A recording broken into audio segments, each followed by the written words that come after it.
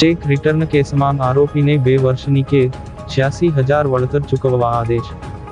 Bharuch court દ્વારા negotiable instrument act હેઠળના એક મહત્વપૂર્ણ કેસમાં આરોપીને 2 વર્ષની સાદી કેદની સજા ફટકારવામાં આવી છે. 4 વ્હીલર ગાડીના લે વેચના વ્યવહારમાં ચેક રિટર્ન થવાના મામલે કોર્ટે ફરિયાદીને ન્યાય અપાવતો હુકમ કર્યો છે.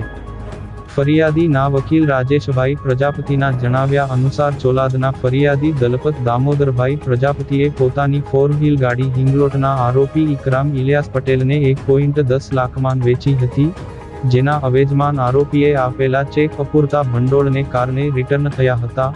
બાદમાં સમાધાનના ભાગરૂપે ફરીથી ચેક આપવામાં આવ્યા હતા, જે પણ બાઉન્સ થતા છેવટે આરોપીએ 1.01 લાખનો નવો ચેક આપ્યો હતો. જો કે આ ચેક પણ બેંકમાં નાખતા અપૂરતા ભંડોળના શેરા સાથે પરત ફર્યો હતો. ત્યારબાદ ફરિયાદીએ એડવોકેટ રાજેશ ટી પ્રજાપતિ મારફતે ભરૂચ કોર્ટમાં કાયદેસરની કાર્યવાહી કરી હતી. કેસની સુનાવણી ભરૂચના એડિશનલ જ્યુડિશિયલ મેજિસ્ટ્રેટ એ કે મહેતાની અદાલતમાં હાથ ધરવામાં આવી હતી. કેસના તમામ પુરાવાઓ અને દલીલોને ધ્યાને રાખી કોર્ટે આરોપી ઇકરામ ઇલિયાસ પટેલને દોષિત ઠેરવી 2 વર્ષની સાદી કેદની સજા સંભળાવી છે. આ ઉપરાંત કોર્ટે આરોપીને ફરિયાદીને વળતર પેટે 86,030 રૂપિયા દિવસમાં ચૂકવવા આદેશ કર્યો છે. જો આરોપી આ રકમ ચૂકવવામાં નિષ્ફળ જશે તો તેને વધુ 3 મહિનાની જેલની સજા ભોગવવી પડશે.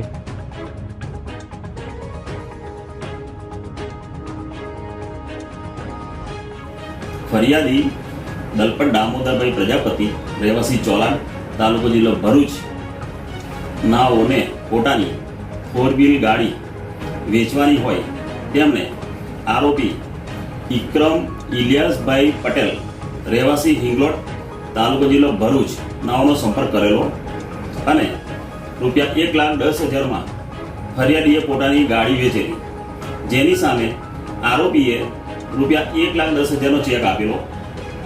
જે ચેક ફરિયાદીએ પોતાના ખાતામાં વટાવવા માટે નાખતા તે ચેક અપૂરતા નાણાં ભંડોળના શેરા સાથે પાછો ફરેલો, જેથી ફરિયાદીએ પોલીસ સ્ટેશનમાં ફરિયાદ દાખલ કરેલી, જેમાં સમાધાન થતાં આરોપીએ 55,000ના 2 ચેક ફરિયાદીને લખી આપેલા.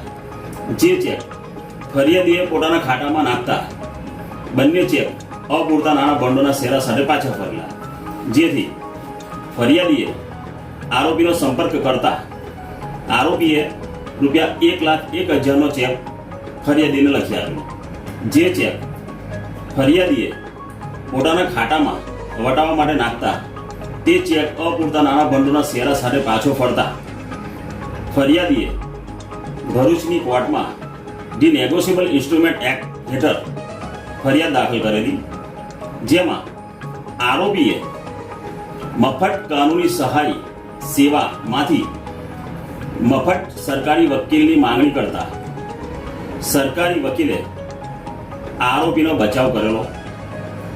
સદર કેસ ભરૂચની કોર્ટમાં ચાલી જતા આરોપીને 2 વર્ષની સજાનો હુકમ કરેલો છે અને ફરિયાદીને પોતાનું વળતર ચૂકવી આપવું તેવો પણ હુકમ કરેલો છે.